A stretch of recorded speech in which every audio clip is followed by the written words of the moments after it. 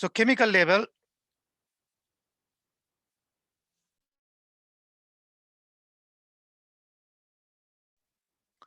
so in chemical level, any matter is made up of subatomic particles. They are electron, proton, and neutron. Okay. No matter which part of the body, they all are made up of those 4 macromolecules. What are those 4 macromolecules? Electron, proton, neutron. Now, 4 macromolecules. Carbohydrates, nucleic acids. Fats. Yep. So each cell, each structure in the cell are made up of those macromolecules. Now, those macromolecules are made up of several kind of atoms, like hydrogen atom, oxygen atom, carbon atom, phosphorus, sulfur, those atoms. But almost 98% of our body composition is made up of these 5 atoms: hydrogen, carbon, nitrogen, oxygen, and sulfur. Okay. So in any atom which are present in organic molecules, they are either of them or some of them. Here, the symbol for hydrogen is H, for carbon is C, for nitrogen is N, for oxygen is S, and for sulfur is S. Now, if you take any elements, let me draw again, any atom. So let's see, if you take any atom, in an atom, the central core of the atom is nutrition, N.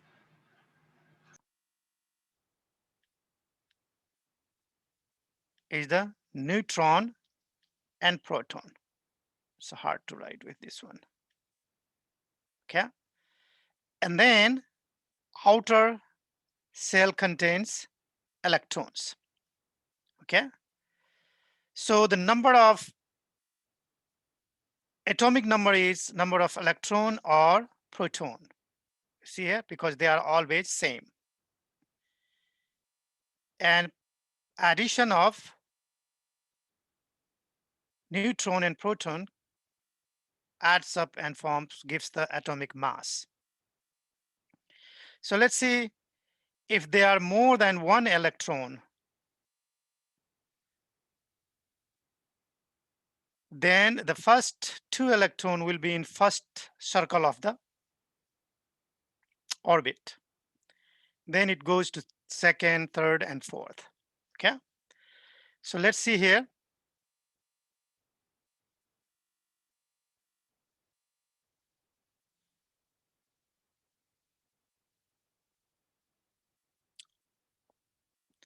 Atoms here.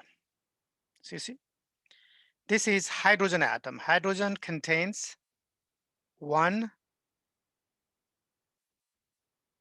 proton, 1 electron.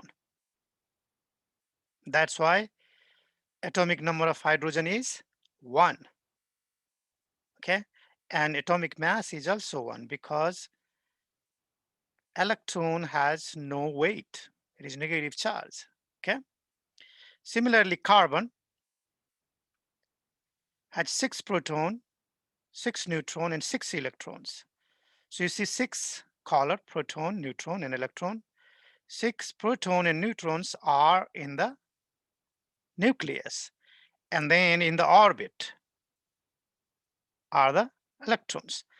So there is a formula which orbit contains how many electrons. It is called 2n square. So 2 times n means number of orbit. So for here, 2 means 2 times means 1. 1 square is 1. So 2 in the first orbit. Okay.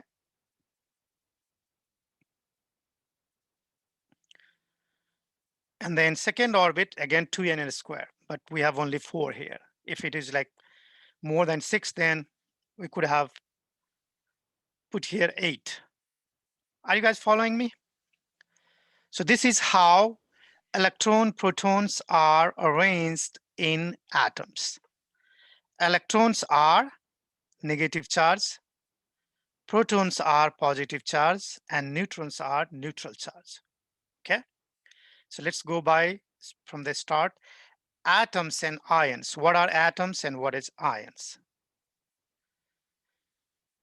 Atoms are smallest units of the chemical element, and they are composed of protons, neutrons, and electrons.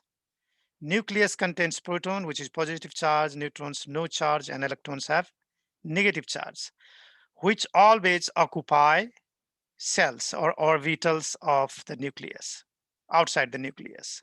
Okay. Now, question comes, what is ions? We did not give the definition of ions. Ions, so let's see, this is the hydrogen atom. If this atom binds with another certain atom like H2O, H2, oxygen molecule, then what happens? In that case, they share electron. Sometimes what happens, they don't share, they transfer electron to other atom. When this hydrogen atom transfer this electron to other atom, the charge of this hydrogen becomes positive, negative, or neutral.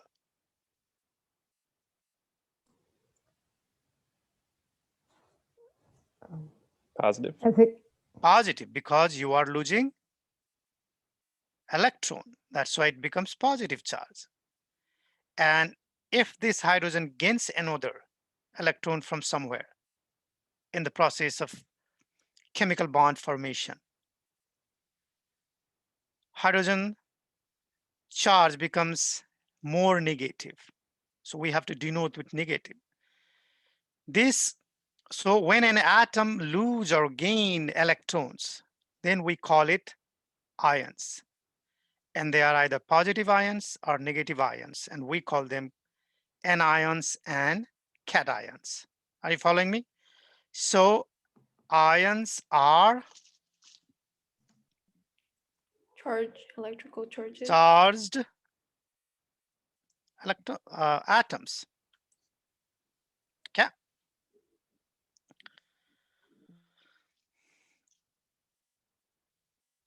Okay. So in the atoms, as I said, there are electron cells. Electron cells or orbitals are in layers around nucleus. And how many layers will be in an atom? So number of cells depend on atomic number. That means how many electrons that particular atom has. First cell can contain only 2 electrons.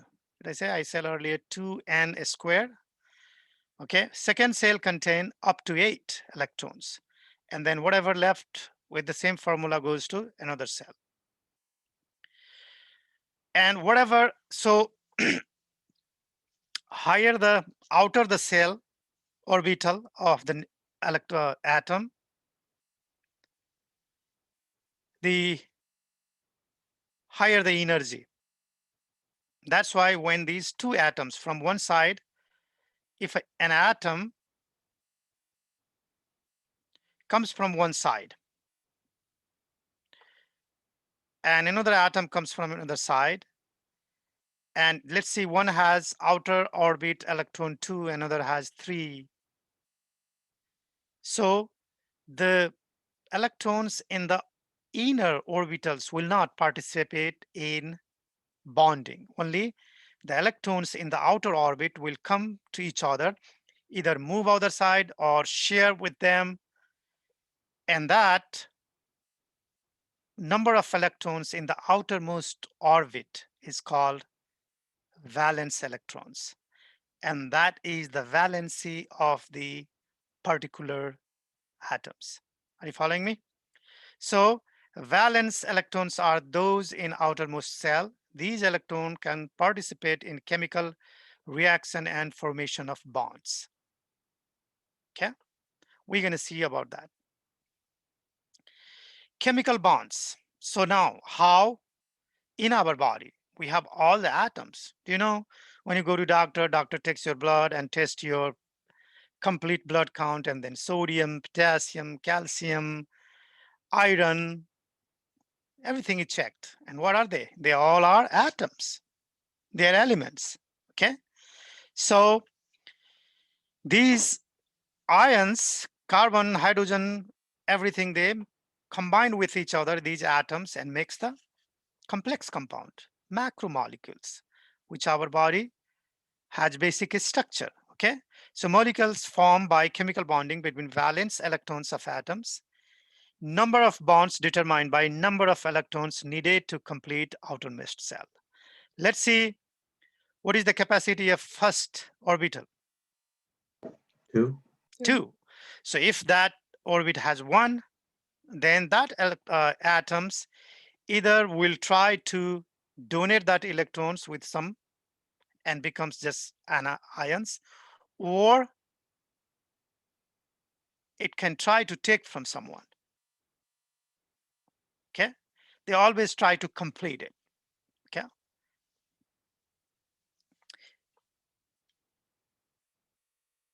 let me,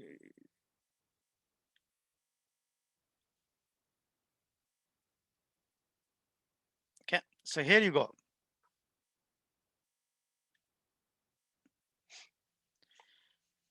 The bonds are several kinds of bonds. Let me talk about that. We have covalent bond, chemical bond.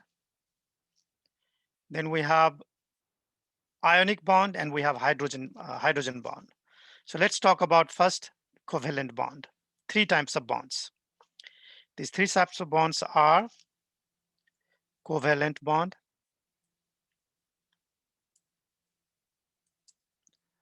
ionic bond,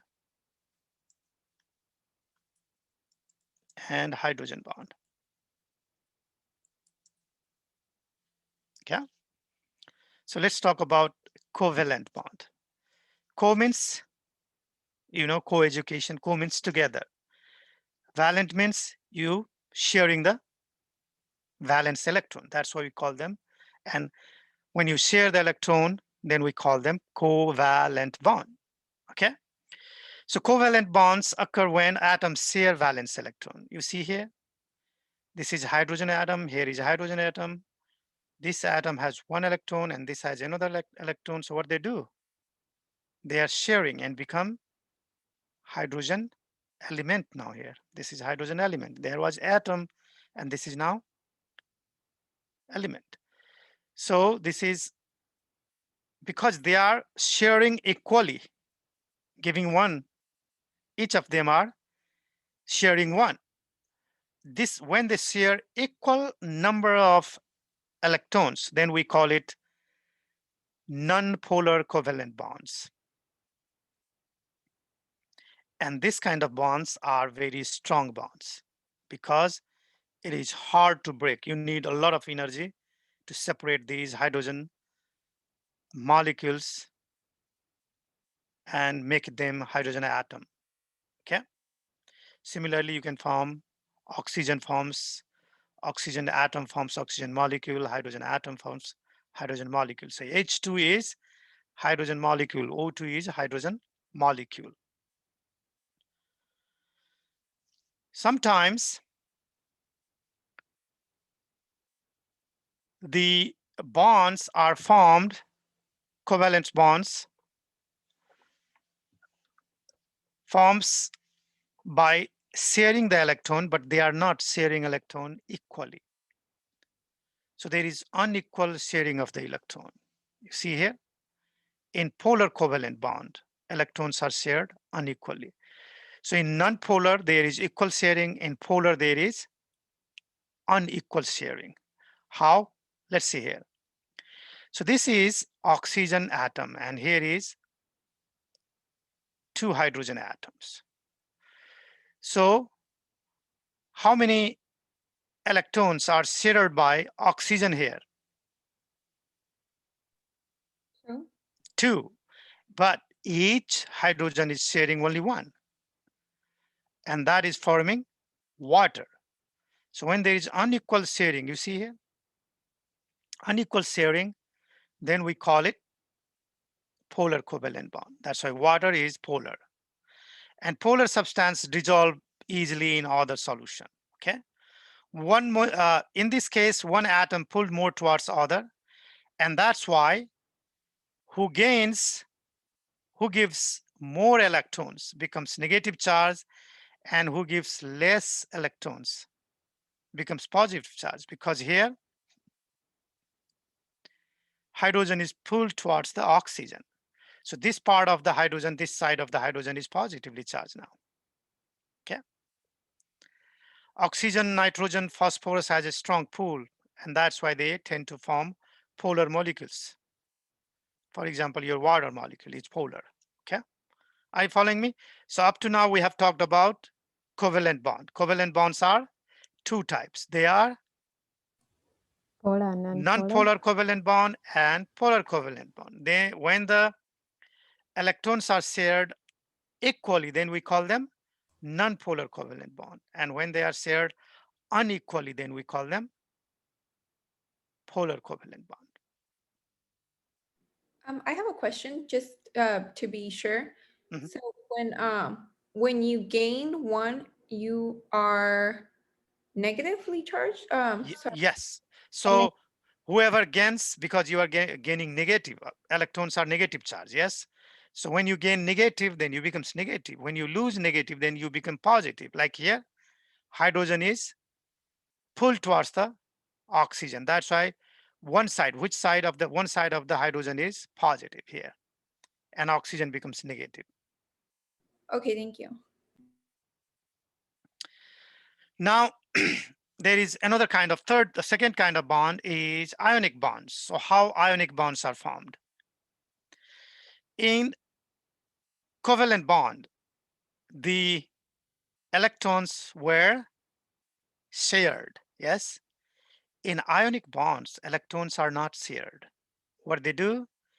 They transfer electron, okay? So ionic bonds occur when valence electrons are transferred, not shared at all, from one atom to another. So here you have the sodium atom and you have chloride atom. The outermost orbit of the sodium has only 1 electrons. When the sodium comes near to chloride or chlorine atom, then they easily pull up this electron.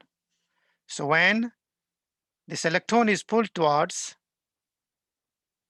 chlorine atom, then who becomes positive?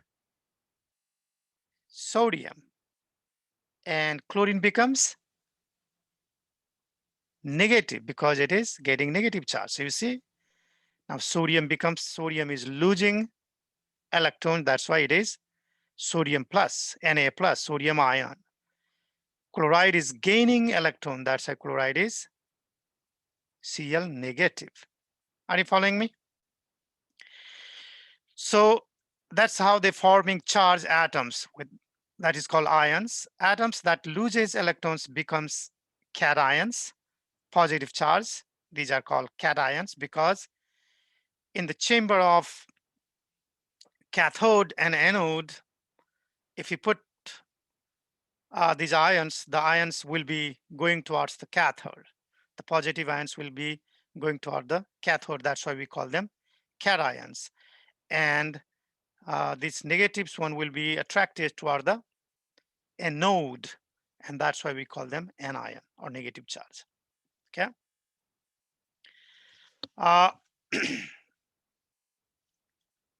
Okay.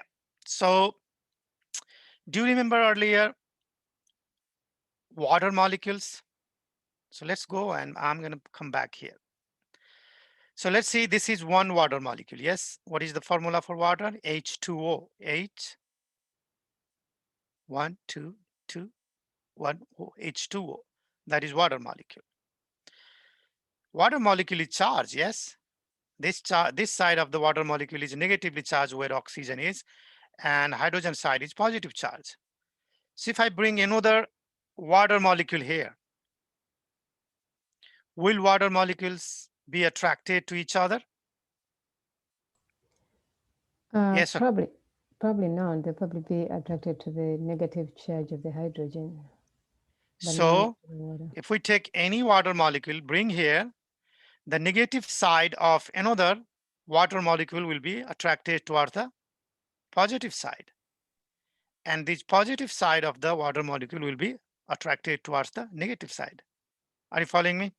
Same charge hate each other. Opposite charge love each other. They come near. Okay. And that's how each molecule, if you take a glass of water, there is trillions of molecules of water in your glass of water, and each molecule are attracted to each other by hydrogen bonding. Okay. And that forms the sphere of the water. So let's see here. I have a quick question. Yes. Just to review, because it's been a while since I took chemistry. When we're talking about the polar covalent bonds, is the reason that they're polar because of the fact that certain atoms have a stronger pull? No. Let's go back.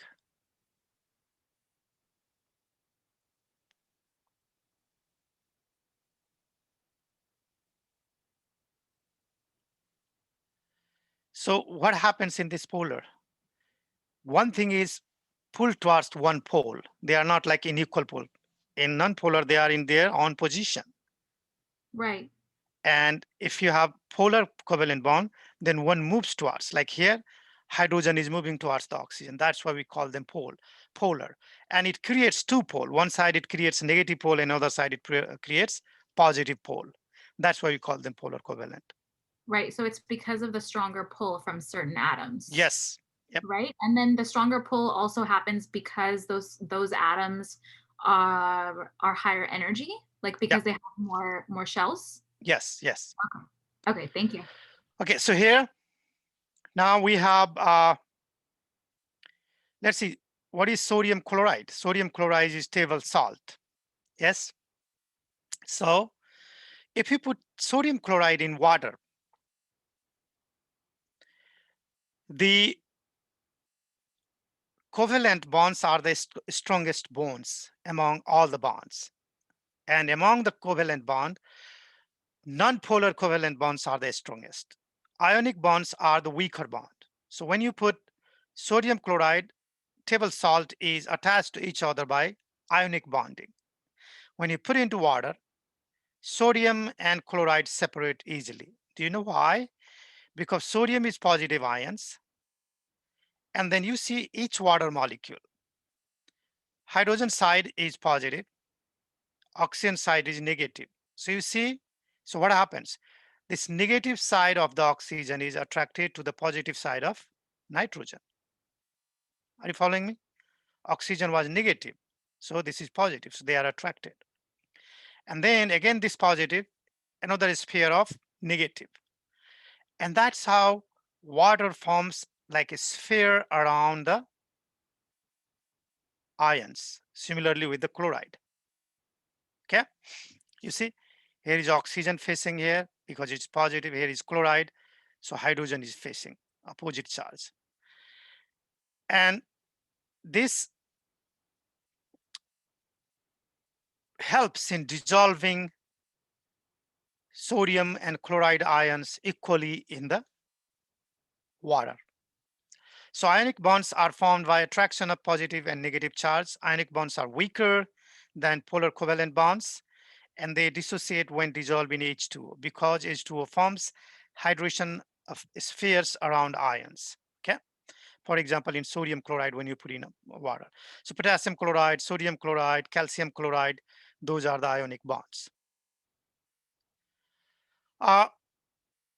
Molecules like organic molecules are some of the organic molecules are soluble in water if they are hydrophilic, because they readily form hydrogen sphere around ions or molecule, for example, glucose and amino acid. But some of the molecules are non-polar and they cannot form hydrogen sphere, for example, fat molecules. And that's why we call them, those molecules are not water soluble or hydrophobic. Okay. Now, last bond, this is the basically weakest bond. This is a hydrogen bond. So I told you earlier how hydrogen bond is formed. You see, here is one water molecule, here is another water, another water, another water, another water molecule. So here is 5 water molecule, and each molecule is making bonding with each other by hydrogen bonding. So this water molecule, this side is positive, this side is positive, but this side is negative. So it is attracted to the positive side, positive hydrogen side of another water molecule, and vice versa in all molecules. And this kind of bond is called hydrogen bond. So when hydrogen forms polar bond with another atom, it takes on a slight positive charge, see, making it attracted to any nearby negatively charged atoms, you see, and that forms hydrogen bonding, and it has big importance in our physiology. So when you see a membrane, when you see a surface of water, the surface of water is like a membrane because each molecules of water are joined to each other by this hydrogen bonding. Okay.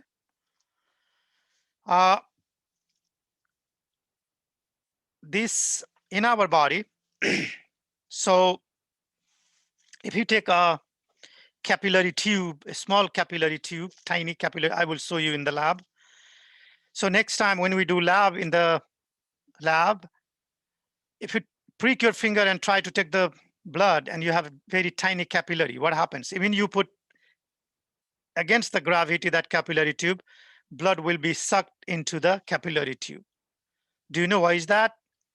Because there is surface tension and there is capillary action in blood due to this hydrogen bond formation between the water molecules in your blood. Okay. Okay. So for the chapter 4, we're going to talk a little bit only enzymes, only introduction. So enzymes are biological catalysts that increase the rate of chemical reaction. Any metabolism in the body needs enzymes. Enzymes are catalysts. In chemical reaction, you know catalyst, they are biological catalyst. All enzymes are protein. All enzymes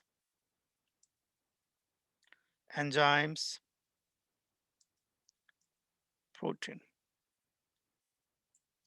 Enzymes usually ends with ase, protease, amylase. Okay. So most enzymes are proteins and their catalyst reaction result from their complex structure. Enzymes speed up chemical reaction, but does not change the end products. And enzymes are not altered by the reaction. They come up again and can be used again. They do not change the final result of reaction. So how exactly they work? They work by reducing the activation energy. So activation energy is energy which is required to proceed the reaction. Let's see if you have matches stick and there is energy in the matches surface as well as in the sticks. But what happens? You have to rub it to give some friction energy, heat energy to start the chemical reaction and burn. So how much heat energy you need, that is the activation energy. Now, if you are burning without enzymes and you are putting enzymes and then burning, then you need less energy. So to proceed the reaction, you need some energy, and enzymes reduce that energy. Okay. Okay, so the ability of your enzyme. Can you hear, guys? My internet saying it's weaker internet. Yes. Yeah, we can hear you. So what is the mechanism of enzyme actions? How they act? Ability of enzymes to lower energy requirement to proceed the reaction is due to their structure. Okay, so all enzymes are protein and they are tertiary proteins structure. They have three-dimensional shapes, conformation, and contains pockets called active sites where substrate fits. And enzymes act by bringing substance close together so they can react. So if you see here, this is the enzymes here.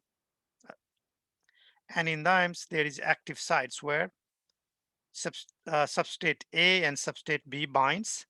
When they bind, what happens? These substrates A and B, enzyme products totally different from A and B. They produce different products, C and D, and then enzyme is again out, unaffected. It can be used again. Okay, sorry, this product is there, and then enzymes can be separated again and can be used again. Okay, so that is the function of the enzymes. This is important. Enzymes are sensitive to temperature and pH. Certain enzymes act only in certain pH. For example, do you remember any enzymes in our mouth? Amylase. Amylase enzyme in your mouth from saliva that work only around the pH of 6. When it passes from the esophagus into your stomach, where the pH is 2, enzyme is denatured, cannot work now. In the stomach, there is another enzymes called pepsin. And that enzyme acts only in the pH of 2. When stomach content goes down into the intestine where pH is 7, pepsin will not work. Okay, so you can see here, enzyme is temperature sensitive. So here is temperature and here is enzyme activity. As lower temperature, enzyme activity is low. Higher temperature, enzyme activity is low. And then as temperature increase, enzyme activity is high. Our normal body temperature is 37 degrees centigrade, and that's where the enzymatic activity is at the highest level. But if you increase more temperature, then what happens? Enzymatic activity goes down. That's why when you have high grade fever, like 105 degree Fahrenheit, we are very afraid. We are curious what's going to happen, because in that case, all the enzymes in your cell, like in your brain cells, they're going to sort of their work. That's why we take Tylenol. Here they are sensitive to pH. You can see pepsin, salivary amylase, and trypsin, which is pancreatic enzymes, and they are active in different region, different pH. Okay. Here is enzymes and what they do and what are their optimum pH. Okay. So this is all in this chapter. Next time we're going to go do cells. Do you have any questions?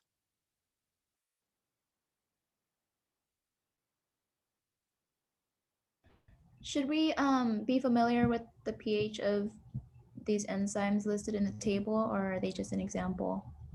This is just example. Now you don't, but later you need to, because when your digestive system start, you need to remember these things. Okay. But this is just example. Okay. Okay, then thank you. Thanks, Thank you. Professor. My Bye. pleasure. Bye-bye. Thank you. Professor. Thank you, you. Dr. Shah. Bye-bye. Thank you. Oh, actually, Professor, I had one quick question. Go ahead. When you were talking about the enzyme stopping like at high temperatures, is that because they're proteins and essentially they're denaturing? Yes, Okay. Yep. Okay, perfect. Thank you. no problem.